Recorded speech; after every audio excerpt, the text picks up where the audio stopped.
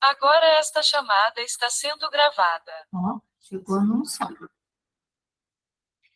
Então, hoje, eu preparei um assunto que, obviamente, né, é por conta de tudo que está acontecendo, né, no Rio Grande do Sul, onde muitas vidas, né, estão sendo impactadas, como a gente tem visto, diretamente e indiretamente. Por que eu falo diretamente e indiretamente? Porque nós estamos todos interligados, né? É como se fosse uma grande teia, aonde a gente está conectado por fiozinhos invisíveis, né? Então, a dor que o meu irmão está passando também dói em mim, né? Por mais que eu não tenha consciência disso, se nós não estamos sendo impactados de forma direta, nós estamos espiritualmente, né? E é impossível negar ou fingir que não está acontecendo, né? Muito pelo contrário, nós temos que sim que mostrar a realidade da situação, né? E unirmos forças em prol disso tudo. Então, hoje a gente vai conversar sobre essa questão dessas tragédias coletivas, né?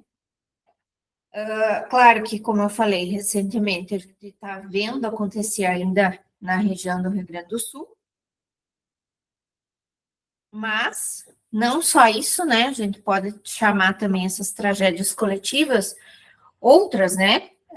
Como ano passado, que foram muitas, né? Algumas aqui que eu trouxe, não tinha como trazer todas para a gente ter noção de quantas foram, né? Então, terremotos, tornados, outras enchentes, que até novembro, dezembro era Santa Catarina, né? Que estava enfrentando. Também, há anos anteriores, a gente pode citar também como tragédia coletiva os acidentes aéreos, né? E inúmeros outros, né? Não quis trazer todos aqui, mas a gente pode observar que o que vem acontecendo. De um tempo para cá, isso vem sendo um pouco mais frequente, né? Isso a gente pode notar. Não que nunca existiu, sempre existiu, né? Na verdade, era mais comum em forma de guerras, né? E hoje um pouco mais, muito mais, na verdade, associado a intempéries da natureza, né? E aí a gente entra numa questão, que é o que a gente vai abordar essa noite, que é a seguinte pergunta: o Espiritismo explica essas ocorrências, né? Então, acho que muitos, assim, desde a gente mesmo, assim, como trabalhador, né? Eu também fui pesquisar, tipo, a gente se pega em tanta tristeza que a gente vai se questionar e vai querer saber o que a doutrina fala sobre, né? Então, todo mundo é válido refletir sobre isso nesse momento, eu vejo. Claro que isso aqui é a visão espírita, né? Com todo respeito à tragédia, aos familiares, às vítimas, né? De forma alguma a gente quer generalizar isso aqui ou colocar tudo no mesmo pacote e dizer que é isso aqui. Não, né? É buscar a compreensão, o que os espíritos nos mostram como entendimento disso tudo. Então, aonde que eu encontrei esse conteúdo que eu vou trazer agora? No Livro dos Espíritos, né? Então, para quem não conhece, é uma das obras básicas, né, da doutrina, escrito por Allan Kardec, onde ele pergunta para os espíritos e os espíritos respondem perguntas diversas, né? Então, aonde que eu encontrei sobre esse assunto? Até se vocês quiserem ver depois. No capítulo 6 do Livro dos Espíritos, no item 5, ele fala sobre o tema lei de destruição, né? E aí ele tem itens nessa lei de destruição. Aí ele começa o primeiro item, que é a destruição necessária. Tá? Então, tá. Então, eu trago algumas perguntas aqui para a gente analisar e estudar junto, tá? Dentro da destruição necessária, na questão 728, Allan Kardec pergunta: a destruição é uma lei da natureza? E os espíritos respondem: é preciso que tudo se destrua para renascer e regenerar. Porque o que chamas de destruição não é senão uma transformação, que tem por objetivo a renovação e a melhoria dos seres vivos. Né? Então, aqui, nessa primeira pergunta, a gente já consegue ter várias interpretações sobre o que está acontecendo, né? Ou seja, tudo faz parte de um grande plano, um plano maior, um plano superior, administrado por Deus, né? Não existe um culpado, alguém específico para acusar, enfim, né? Não, isso faz parte de um plano de Deus. E cada alma que está aqui na Terra, ela vem cumprir uma missão, um propósito, né? Só que a nossa visão como encarnado, que a gente está hoje, ela é muito limitada, né? Então, a gente consegue ver só um pouquinho. Por isso que é tão difícil a aceitação e entendimento, né? Então, essa questão que ele fala ali, ó, não é senão uma transformação, ou seja, não acaba, não termina. Aqui entra a questão das reencarnações, da continuidade dos mundos, da evolução, né? Ou seja, essa transformação que ele fala o que a gente interpreta muito? Meu Deus, acabou o Rio Grande do Sul, né? Meu Deus, quantas vidas acabaram. Mas, na verdade, não. As vidas vão continuar. O Rio Grande do Sul vai se reconstruir, né? Então, aí que entra a questão da transformação, do renascer, do regenerar, que ele fala, né? Eu vi um relato de uma pessoa que ela falou que ela já passou por isso, inclusive a moça que nós estávamos conversando, a Marina Repeto. Ela já passou por um acidente parecido, mas foi lá em Angra, na época das barragens, lá, as barreiras que caíram, que foi muito semelhante, porque a força da água que veio como se fosse isso, né? Aonde ela falou que ela se pegou diante aconteceu a tragédia. Ela se pegou tão espremida, mas tão espremida na questão, eu estou sem casa, 4 familiares meus morreu, eu não sei o que fazer, como é que eu vou ajudar as pessoas, que foi necessário para ela um renascimento, sabe? Em vida, né? Então, é a mesma coisa quando a árvore é podada, né? Ela nasce mais forte, né? Então, é a lei da natureza. Claro que, assim, quando a gente fala isso, parece, meu Deus, tão frio, né? Tão leviano, mas, na verdade, se a gente olha que a gente é espírito milenar, isso aqui é só uma fagulhazinha. É tudo que a gente já foi, tudo que a gente já fez, é tudo que a gente vai fazer, né? Na questão, na questão 732, ele pergunta, a necessidade da destruição é a mesma para todos os mundos? E a resposta dos espíritos, ela é proporcional ao estado mais ou menos material dos mundos e cessa com o estado físico e moral mais depurado. Nos mundos mais avançados que o nosso, as condições de existência são outras. Ou seja, quanto menos apegado à matéria for o mundo, menos a necessidade desse tipo de coisa acontecer, né? Porque aí, como ele falou ali, ó, cessa com um estado físico e moral mais depurado, ou seja, a partir do momento que tem-se uma consciência mais ligada ao moral, mais depurado, mais avançado, não há necessidade, né?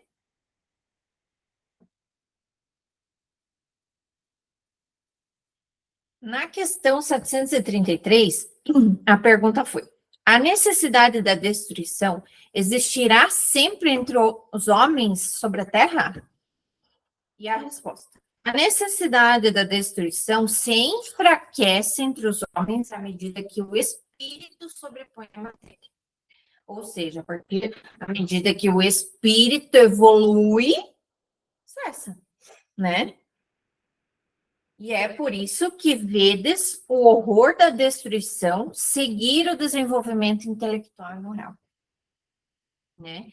Ou seja, a gente está num processo de transição planetária. Todos vocês já devem ter ouvido falar disso, né? Que é, a grosso modo falando, a aceleração da evolução do planeta Terra. Um tipo assim, ou vai, né? Então, por que que, como eu falei no começo, por que que essas tragédias vêm se repetindo tanto? Por conta da transição planetária, né? Porque a necessidade, o chamado, cada vez mais urgente.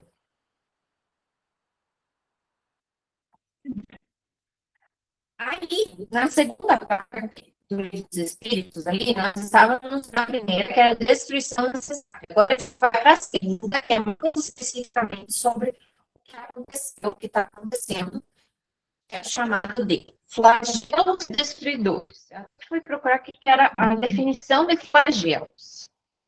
Quer dizer, um tipo de praga, peste, uma forma de tortura, um castigo, né? Isso seria um flagelo, né? No caso, flagelos destruidores. Então, na questão 737, Allan Kardec pergunta: com que objetivo Deus atinge a humanidade por meio dos destruidores? Então, com que objetivo?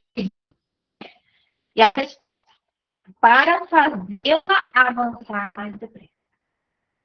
Então, aqui é a porcentagem. Na aceleração, a necessidade de acelerar o processo evolutivo da humanidade como um todo. Né? Como a gente falou, estamos interligados. Né? Então, é a necessidade de avançar mais depressa. Não nos dissemos que a destruição é necessária para a regeneração moral dos espíritos, que adquire a cada nova existência um novo grau de perfeição? É preciso ver o fim para apreciar os resultados. Não os julgais, senão sobre o vosso ponto de vista pessoal, e os chamais de flagelos por causa do prejuízo que vos ocasiona. Ou seja, na nossa visão, é um flagelo destruidor, né? Por causa do prejuízo que gera para nós. Mas que prejuízo? Material, né?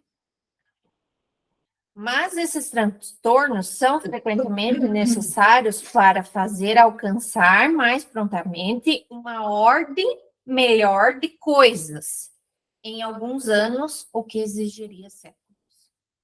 Ou seja, é uma ordem necessária, né, forçada, vamos dizer assim, que leva anos, o que seria séculos, né? Então, só que se a gente pensar, é um grande despertar, né?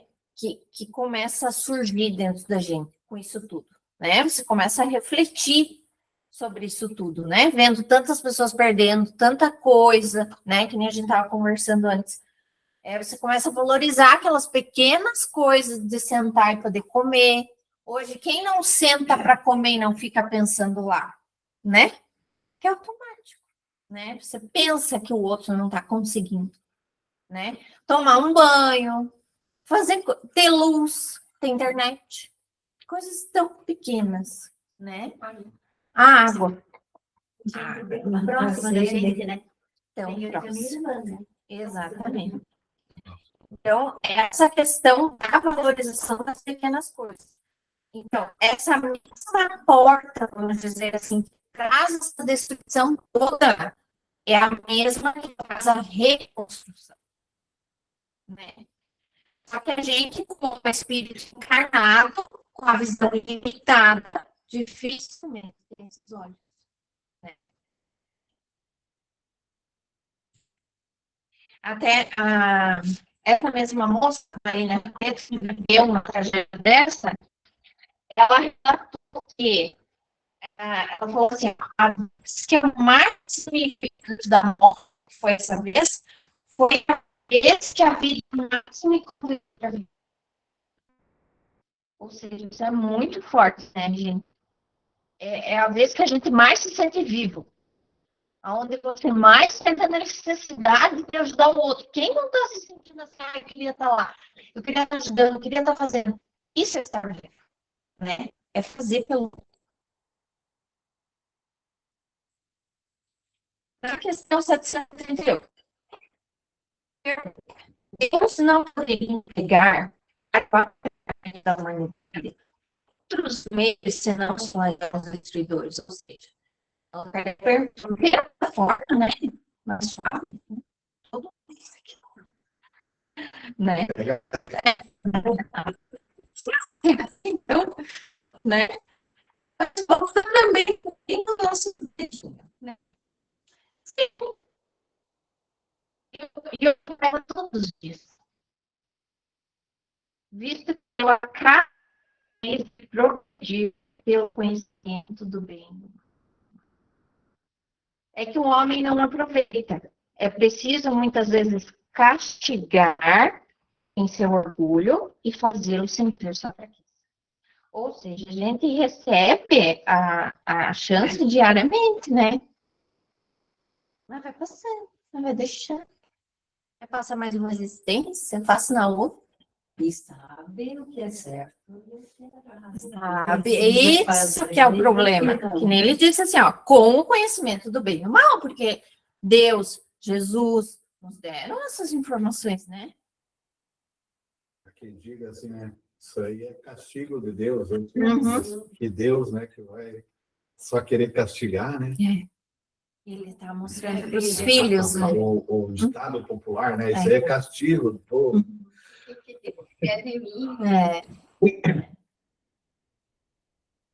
Então, é nessas situações de emergência, assim, que a gente aprende a confiar, né? Porque, por exemplo, essas pessoas, não que a gente saiba, mas essas pessoas que estão envolvidas nessa tragédia, elas não sabem o que vai ser da vida delas daqui uma semana, um mês. Não que a gente saiba, a gente não está seguro de nada, mas a gente consegue ter planos, né? Eles não, né? Então, toda vez que a tragédia assim acontece, a gente sente um choque de realidade, né? Refletimos sobre, como a gente diz, como a gente falou, as pequenas coisas, como eu tenho vivido estranho, como eu tenho vivido desligado, né? Então, e ainda dentro dessa pergunta, a Kardec faz mais um que tem a ver com ela. Mas, nesses flagelos, o homem bem sucumbe com o perverso. Isso é justo? Eu tive que pensar sobre essa pergunta. A pergunta é confusa. Ou eu sou um pouco lenta. Mas, nesses flagelos, o homem bem sucumbe, ou seja, o homem desaba, perde, não resiste, né? O homem bem não resiste como perverso. Isso é justo, ou seja, ele quer dizer, o homem não vai resistir a essa catástrofe, né? Então, isso é justo, né? E os espíritos respondem. Durante a vida, o homem relaciona tudo ao seu corpo. Mas, depois da morte, ele pensa de outra forma. E como já dissemos, a vida do corpo é pouca coisa. Um século do vosso mundo é um relâmpago na eternidade. Portanto, os sofrimentos do que chamais alguns meses ou alguns dias não são nada, apenas um ensinamento para vós, que vos servirá no futuro. Os espíritos, eis o mundo real, existentes e sobreviventes a tudo, são filhos de Deus. Os corpos não são senão os trajes com os quais eles aparecem no mundo. Né? Então, aqui, claro, os espíritos, novamente, parece estar minimizando o que aconteceu, não é isso? Mas eles querem mostrar para a gente o quanto é grandioso, né, o mundo, o universo de Deus, o plano de Deus. Certo do fato que às vezes a gente está só olhando ali com os olhos claros de encarnado, né? Então, isso aqui é um chamado para a gente. Lembre-se, olhe de fora, vejo lá você isso acontecendo, né? E assim, ó, então, você não tá pensando, mas eu tô encarado, né? Eu tô vivendo. E isso tá acontecendo. Mas eu tenho que me colocar fora dessa bolha, né? E isso aí tá acontecendo. Eu eu tô evoluindo e eu vou continuar, né? Isso é independente de quem sobreviveu ou não sobreviveu, né? Essa situação não define ninguém morreu. A gente sabe, né?